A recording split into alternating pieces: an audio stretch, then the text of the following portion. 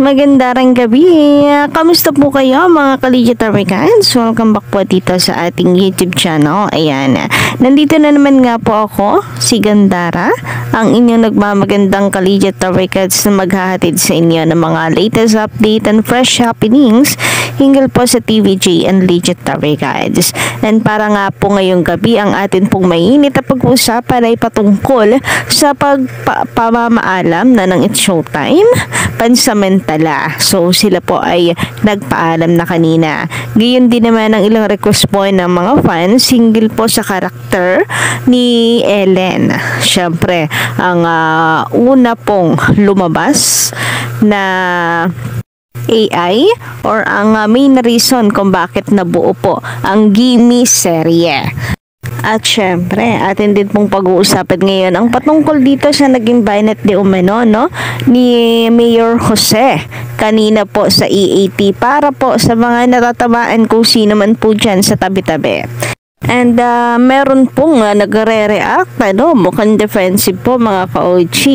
Pero bago po natin talakayin at pag-usapan ito, ay nais ko munang i-shout out ang mga masusugid po natin taga-subaybay bilang pasasalamat sa inyo pong walang sawang pagsuporta dito sa ating channel or munting YouTube channel. Kaya naman, narito ang ilan sa mga napili po nating i-shout out for tonight's video. So, shout out ka po dito ng mga ka-OG kay Sir Dandy Bodota.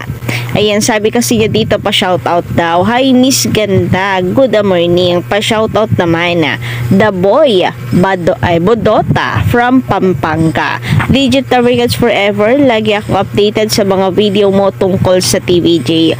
So, dati na po pala kayo subscriber, no? Siguro hindi lang po kayo pala komento. Kasi, marami na pa ako na-shoutout na mga Legit Americans po natin. Pero mukhang bago lamang kayo na sa ating mga nasa shoutout. But anyway, thank you so much po sa inyong pagtangkilik at pagsubaybay sa atin. Anyway, shoutout din po dito kay Sir Jenny Dihokos. Ayan, magandarang gabi po sa iyo. Pa-shoutout po, Gandara. Tunay na Itbulaga Davricans Original TVJ. Ayan. Shoutout po sa inyo, 10 na inyo pong pamilya.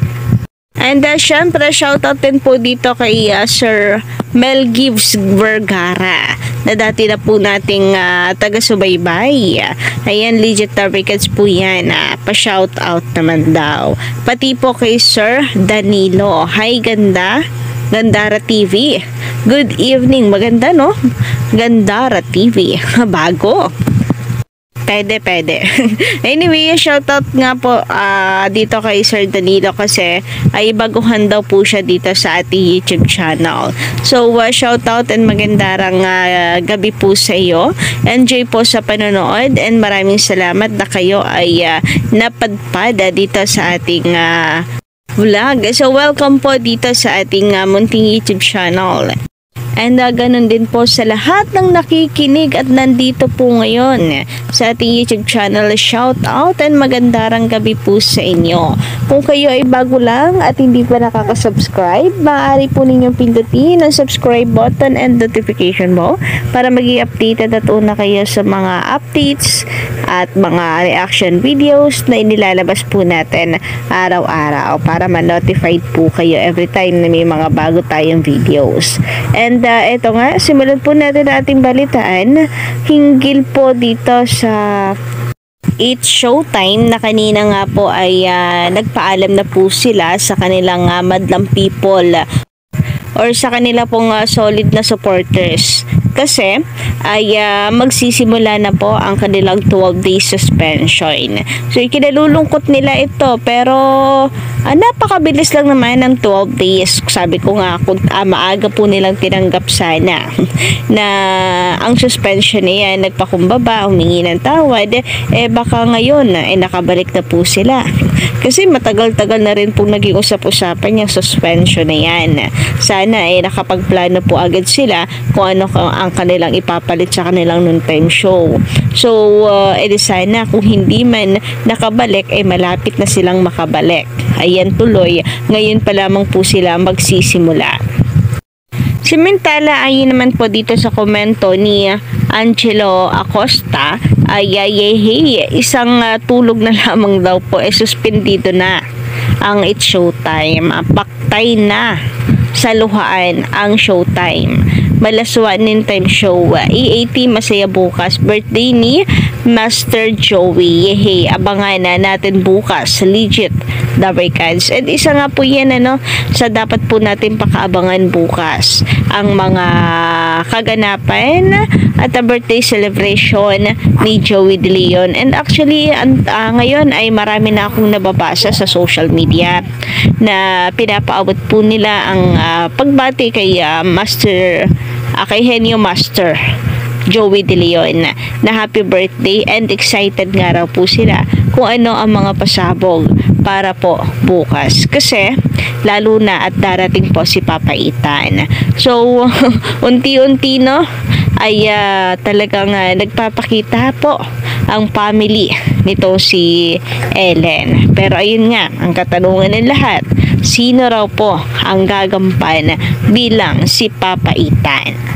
Samantala, maibahagi ko lamang po sa inyo mga ka-OG ang nakita natin sa Facebook na kung saan ay request po ng ilan na idea para po dito kay Ellen na mas bagay raw po bilang ate nitong si Atasha. So ayan yung mga nauuso po ngayon, yung nauusong yearbook challenge po ba yan? Kasi hindi pa tayo nakakakasa sa challenge na yan. Pero makikita nga po natin dito na bagay kay Ellen ang pagkakagawa po. So suggestions lang naman po ito ng mga legit Dabarkads, or po pwedeng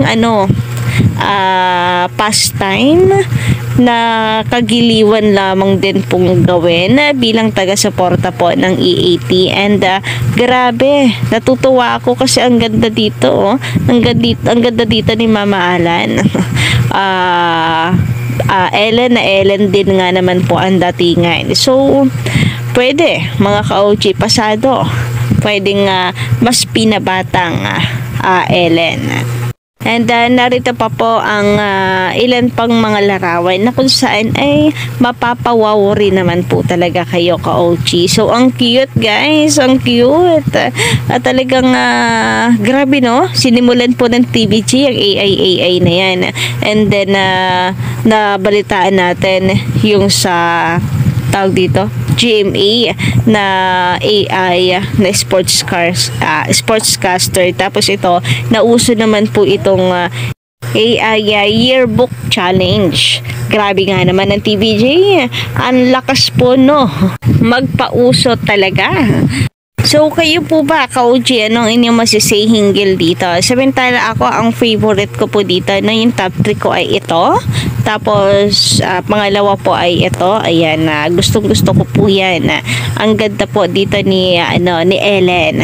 At the same time, ang pangatlo naman po natin ay ito, ka-OG. So, ayan. Bagay na bagay po para po sa game serye. Samantala, pag-usapan naman natin ka-OG ngayon ang tungkol po dito kay Mayor Jose Manalo na tila nga raw po ba ay may pasaring sa dalawa, kay Buboy at kay Yorme. Dahil nga raw po ito sa sa paninilip na takikita pong butas ni Yorme para po batikusin ang TVJ or ang EAT, na kung saan ay bumanat nga raw po ito tungkol sa Pepsi. And then makikita naman daw po at hindi maitatanggi sa reaksyon ni Buboy ang nais nilang ibig sabihin. Kasi nakakaloko nga daw po ang ngiti at reaksyon nitong si Buboy Villar after magtanong bumanat nitong si Yorme.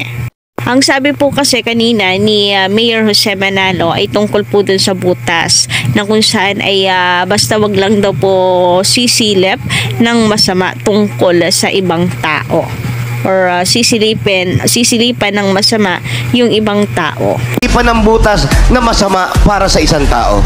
Pero kung tutuusin, in general, itong sinabi ni Jose Manalo. Kumbaga kung ako tatanungin in general to, po pwedeng mapulot na aral para po sa ating lahat. Kasi maganda naman po ang sinabi nitong si Mayor Jose. So, I don't think na may pinapatamaan siya dito. Pero, kung meron mang natamaan, di sapul. Yun lang naman po yun. Kasi kung tutuusin ay pagbibigay aral po itong sinabi ni Mayor Jose Manalo, di ba? Tama naman po ang sinabi ni Mayor Jose. Siguro talagang sadyang mainit po ang mata ng mga tao. Siyempre, dahil na rin po sa kaliwat kanang nababalitaan po natin, bato rito, bato doon. So, lahat ay napupuna, lahat po ay napapansin, lahat ay nagiging big deal na po talaga sa ngayon. So, kayo po ba guys, anong inyong masisay hinggil po sa usaping ito? Pa-comment lamang po sa baba. And hanggang dito lamang po muna ang ating update para ngayong gabi. Don't forget to click the subscribe button and notification bell para po sa iba pang mga balita.